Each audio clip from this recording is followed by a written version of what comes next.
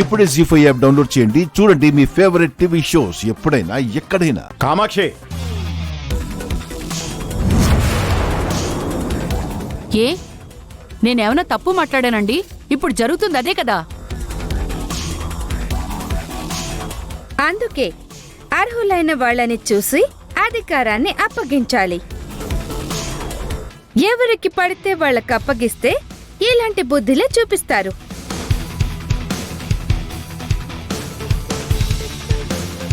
అంటే ఏంటమ్మా, ఆ దేవుడి సొమ్ము మా గుండెం కొట్టేసిందంటవా? అత్తయ్య గారు అలా ఎందుకంటారు తాతయ్య? కంప్లైంట్ ఇచ్చిన వాళ్ళు అలాగే అంటారు కదా.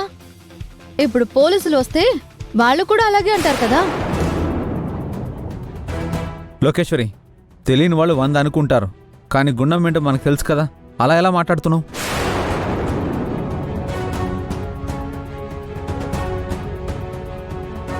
వదినకి సాయం చేయటం తప్ప మోసం చేయటం తెలీదు. అవునమ్మా, గుండమ్మకు పెట్టడమే తెలుసు గాని ఒకరి దగ్గరికి వెళ్ళి చేయి చాచడం తెలీదు. ఈ డైలాగులన్నీ మీ అందరూ చెప్పడానికి చాలా బాగుంటాయి, కానీ పోలీసులు వస్తే ఏం చెప్తారండి?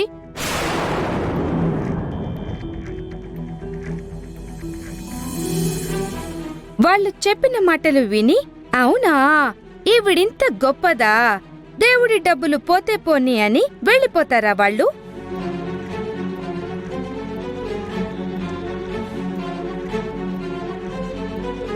సుచిత్ర, ఫ్యామిలీ మెంబర్స్లో ఒకరి సమస్య వస్తే అందరూ తనకి అండగా నిలబడి ఎలా ప్రాబ్లం సాల్వ్ చేయాలని ఆలోచించాలి కానీ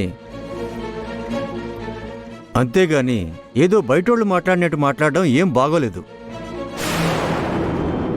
సరేనయ్యా, వాళ్ళకి మాట్లాడటం చేత కాదు, కానీ మాట్లాడాల్సింది, సమాధానం చెప్పాల్సింది గుండమ్మే కదా.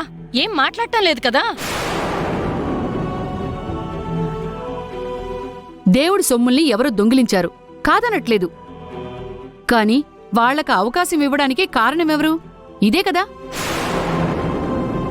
దీని చేతకానితనం వల్లే కదా వాళ్ళు దొంగతనం చేయగలిగింది. అది దీని అసమర్థతే కదా.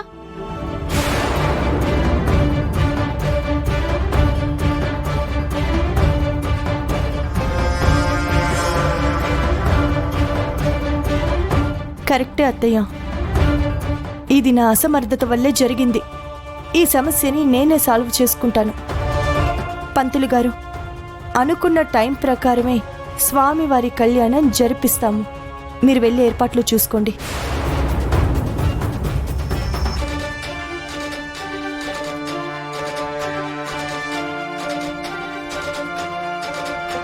అమ్మా, ఈ సీతారాముల వారి కళ్యాణం ఇక్కడున్న వాళ్లే కాకుండా విదేశాల్లో ఉన్నవాళ్లు కూడా ఎంతో భక్తి శ్రద్ధలతో చూస్తారు.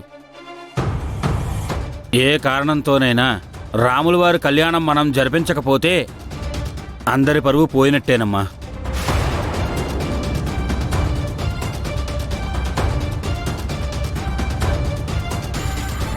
జీ5 యాప్ డౌన్లోడ్ చేసి అన్ని ఎపిసోడ్స్ పూర్తి ఉచితంగా చూడండి.